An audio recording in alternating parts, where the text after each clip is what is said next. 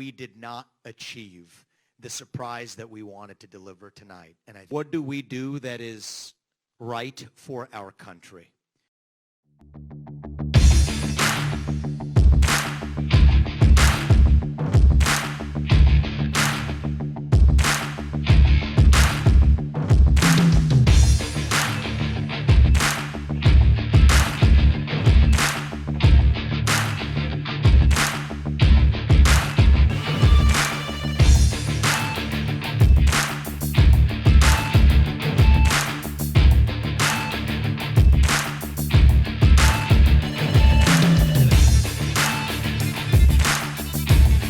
Just getting started in leading this movement to our future, okay?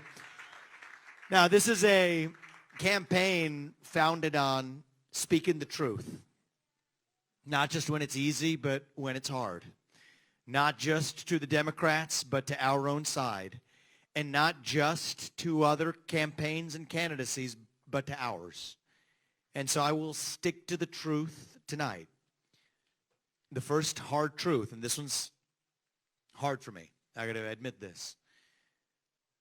But we've looked at it every which way, and I think it is true that we did not achieve the surprise that we wanted to deliver tonight. And I think that that's just a hard fact that we're going to have to accept as a campaign.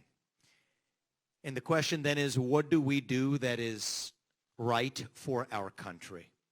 And so Purva and I, we actually didn't make this contingency plan before everybody told us to. We said, no, we're not doing that.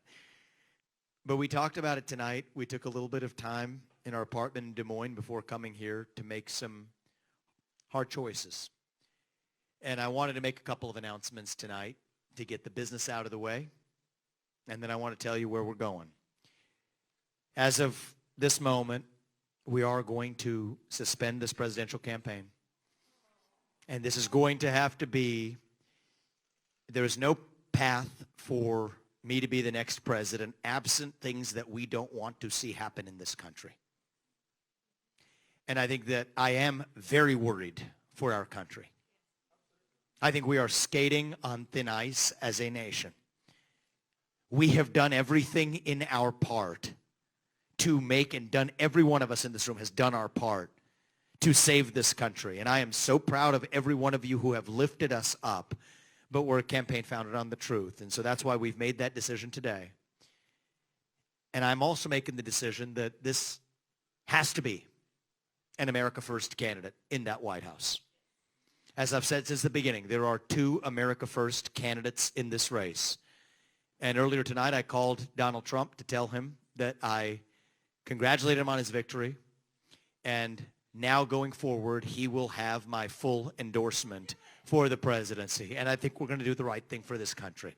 And so I'm going to ask you to follow me in taking our America First movement to the next level.